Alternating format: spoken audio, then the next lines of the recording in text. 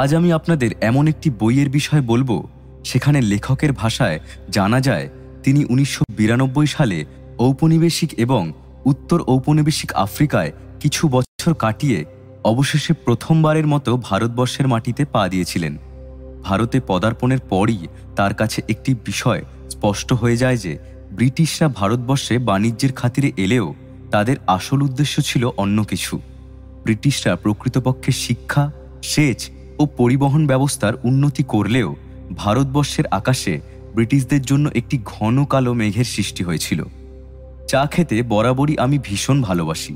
হয়তো জন্মসূত্রে ভারতীয় হওয়ার সুবাদে এই চায়ের নেশা আমার জিনগত। ভারতে আসার পর চায়ের নেশা খানিক বেড়ে গিয়েছিল বলা চলে। আমার প্রথম বইয়ের জন্য যখন আমি কিছুদিন পাহাড়ে কাটিয়েছিলাম, সেই চা বাগানের ইতিহাস সম্পর্কে জানতে গিয়ে যে ভয়ঙ্কর অভিজ্ঞতা আমার হয়েছিল, তারপর থেকে চায়ের কাপে প্রতিটি চুমুক দিতে আমার গা শিরশির করে উঠত।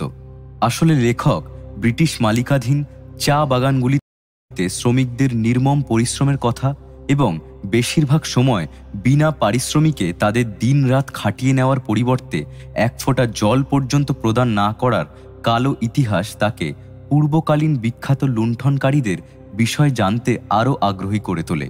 দ্য থেফট অফ ইন্ডিয়া বইটি মূলত 1492 সালে ভাস্কো দা গামার ইউরোপ থেকে ভারতবর্ষে আসার পরে ভারতীয়দের উপর যে ভয়ানক দুর্ভোগ একের পর এক ইউরোপীয় জাতি ডেকে এনেছে তার নির্মম ইতিহাস তুলে ধরার চেষ্টা করা হয়েছে। সেই মুঘল সাম্রাজ্যের প্রাক্কালে ভারতবর্ষ ক্রমাগত লুণ্ঠিত হতে শুরু করেছিল, কিন্তু মুঘলরা লুণ্ঠিত সম্পদ ভারতেই রক্ষিত করে রেখেছিল। তবে ইউরোপীয়রা শুধুমাত্র ভারতীয় বিপুল পরিমাণ সম্পত্তি নয়, হাজার হাজার ভারতীয় কৃতদাসও রপ্তানি করেছে দিনের পর দিন। পর্তুগিজদের সন্ত্রাসের রাজত্বের মাধ্যমে ভারতীয়দের প্রতি এই ইউরোপীয় নিপীড়ন শুরু হয়েছিল, যা শেষ পর্যন্ত ব্রিটিশদের নোংরা রাজনীতিতে পরিণত হয়েছিল।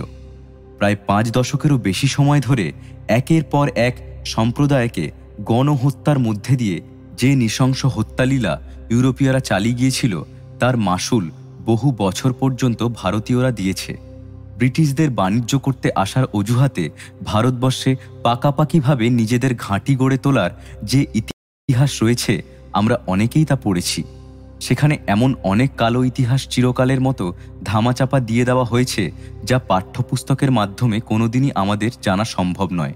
রয় মোক্সহ্যাম আমাদের বলেন যে পশ্চিমে এমন কোনো দেশ বাকি ছিল না যারা ভারতবর্ষের একটাও পাথরকে একা ছেড়ে গেছে। যে যখন যেভাবে পেরেছে ভারতবর্ষকে লুটতো রাজ করে নিজের দেশে নিয়ে গিয়েছে। এই সমস্ত দেশগুলির মধ্যে ডাচ, পর্তুগিজ, ফ্রেঞ্চ, ডেনিস এবং অবশ্যই ব্রিটিশদের নাম অত্যন্ত উল্লেখযোগ্য।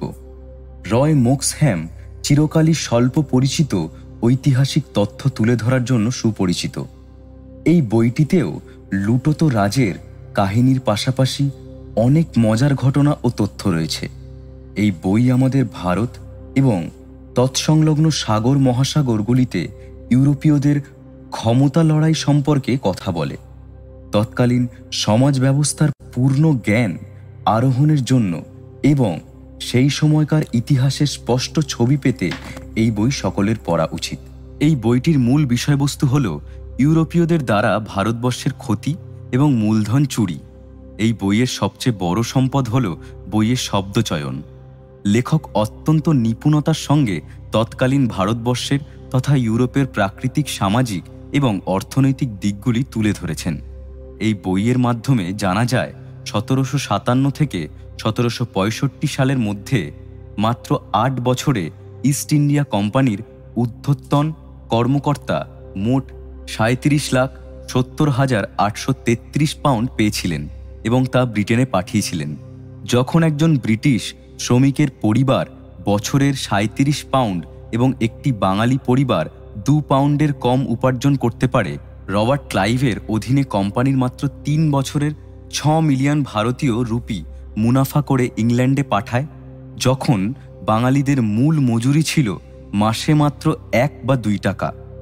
লেখক বিশ্বাস করেন যে 1755 থেকে 1768 সালের মধ্যে ব্রিটিশ শাসনের 13 বছরের মধ্যে শতাব্দীর আগে অন্যান্য সমস্ত ইউরোপীয় আক্রমণকারীদের তুলনায় ভারতের জনগণ বেশি ক্ষতি হয়েছিল।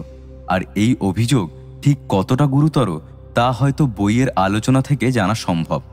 তাহলে চলুন শুরু করা যাক আর দেরি না করে আজকের গল্প, দ্য থেফট অফ ইন্ডিয়া।